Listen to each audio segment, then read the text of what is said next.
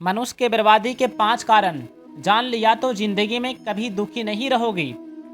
दोस्तों, अधूरा ज्ञान विष के समान माना जाता है। तो आइए जानते हैं मनुष्य के बर्बादी के 5 कारण क्या क्या है। दोस्तों, पहला कारण है क्रोध, क्योंकि क्रोध का आवेश में आकर मनुष्य अपना गुरु का, अपना माता पिता तक का भी हत्या कर देता है। अतः क्रोध से हमें बचना चाहिए, क्योंकि क्रोध ही सबसे बड़ा शत्रु है। अगला कारण है आलस्य। व्यक्ति आलस्य में आकर कुछ काम नहीं करता है। जो काम आज करना चाहिए वो काम कल करता है और कल का काम परसों पर टालता है। इस तरह करते करते अपनी ज़िंदगी में एक जंजाल खड़ा करता चला जाता है। और अगला कारण है, तीसरा कारण है दोस्तों, लोभ, क्योंकि लोभ ही पाप का जड़ होता है। इसलिए हमें अपनी ज़िंदगी में कभी भी लोभ नहीं करना चाहिए। श्री कृष्ण भगवान कहते हैं कि लोभ ही विनाश का कारण होता है।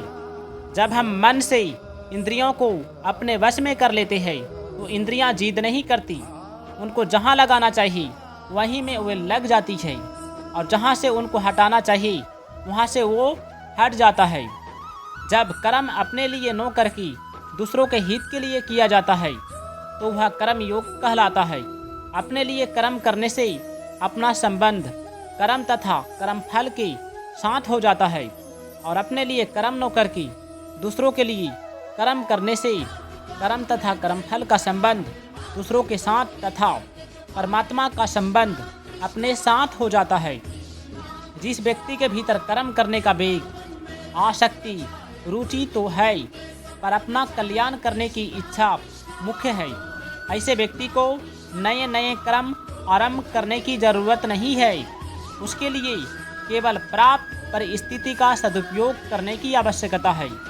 व्रत, उपवास, उपासना, पूजा पाठ इत्यादि विहित कर्म कहे गए हैं। जो व्यक्ति झूठ बोलना, चोरी करना, हिंसा करना इत्यादि निषिद्ध कर्म का त्याग कर देता है, उसके विहित कर्म स्वतः होने लगते हैं। कर्म का त्याग करने की अपेक्षा नियत कर्म करना श्रेष्ठ है, और आसक्ति रहित होकर कर्म करना तो और भी श्रेष्ठ माना गया है, क्योंकि इसमें कर्मों के साथ संबंध टूट जाता है। भगवान श्री कृष्ण कहते हैं, कर्तव्य कर्मों से जी चुराने वाला व्यक्ति नींद, आलस्य और भ्रम में अपना अमूल्य समय नष्ट कर देता है, जिससे उसका पतन हो जाता है। इसलिए हमें कभी भी ऐसा कर्म नहीं करना चाहिए जो हमारा विनाश हो जाए। आसक्ति और स्वार्थ भाव से कर्म करना ही बंधन का कारण है। बंधन भाव से होता है, क्रिया से नहीं। मनुष्य कर्मों से नहीं बनता, बल्कि कर्मों में जो आसक्ति और स्वार्थ भाव रखता है उसमें ही वह बनता चला जाता है। जो कुछ किया जाता है संसार की सहायता से ही किया जाता है। अतः करना संसार के लिए ही है। अपने लिए करने से ही व्यक्ति कर्मों से बनता है। दूसरों के हित की भावना से किए जाने वाला सब कर्म यज्ञ है। अपने वर्ण, आश्रम, धर्म, जाति, स्वभाव, देश, काल आदि के अनुसार प्राप्त कर्तव्य कर्म यज्ञ के अंतर्गत आते हैं। भगवान श्री कृष्ण कहते हैं, हमारे जितने भी सांसारिक संबंधी, माता पिता, भाई बहन, चाचा चाची आदि, उन सबकी हमें सेवा करनी चाहिए। अपना सुख लेने के लिए ये संबंध नहीं है।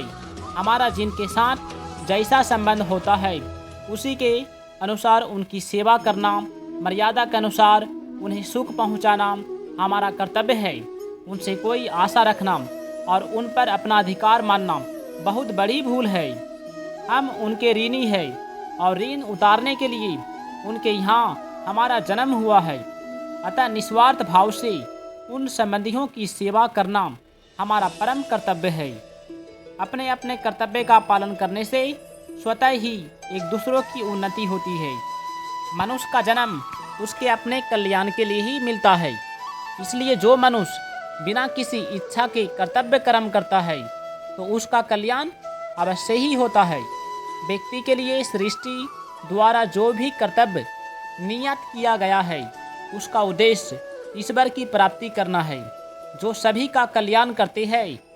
तो उसका भी कल्याण अवश्य होता है और उसका स्वर्ग में स्थान मिलता है। भगवान श्री कृष्ण कहते हैं, साधारण व्यक्ति इच्छा पूर्ति के लिए कर्म करते हैं और कर्म योगी इच्छा मुक्ति के लिए कर्म करता है।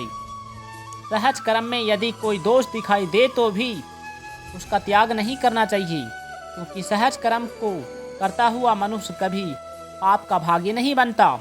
जो व्यक्ति शरीर, इंद्रियां, मन, बुद्धि, धन, कुटुंब, जमीन आदि पदार्थों को संसार का मानता है, अपना नहीं, वह श्रेष्ठ होता है। जिस व्यक्ति के मन में इच्छा, ममता, आसक्ति, स्वार्थ, पक्षपात आदि दोष नहीं होते, उसके शब्दों का दूसरों पर अनुकूल प्रभाव पड़ता है और लोग वैसा ही आचरण करने लगता है। अगर किसी कर्म की बार बार याद आती है तो यही समझना चाहिए कि उस कर्म में कोई त्रुटि तो नहीं हुई।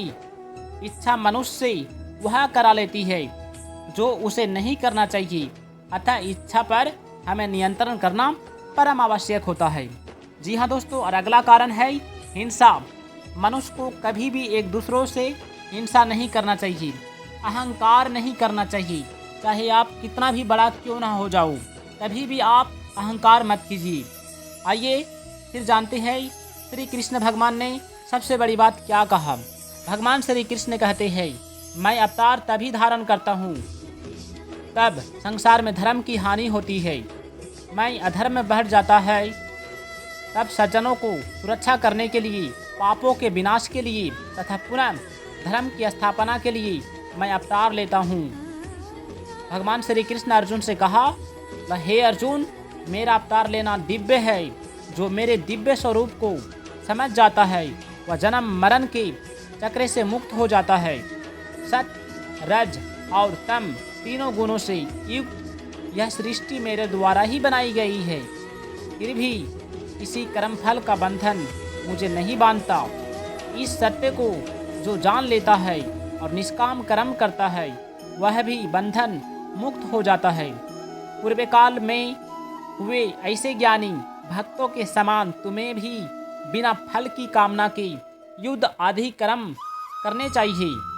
कर्म की बारीकियों को समझना आवश्यक होता है। यह जानना आवश्यक है कि कर्म, विकर्म तथा अकर्म क्या होते हैं। जो व्यक्ति सभी कर्म इंद्रियों की तृप्ति के लिए नहीं करता वही ज्ञानी है, वही विद्वान है। ज्ञान की अग्नि से वह अपने कर्म फल को भस्म कर देता है। ऐसे ज्ञानी सारे स्वामित्व को त्याग देता है, केवल शरीर निर्वाह के लिए आवश्यक है।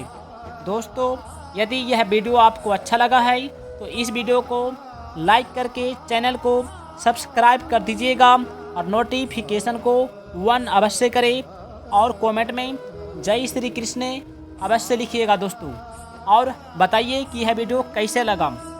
जय हिंद दोस्तों।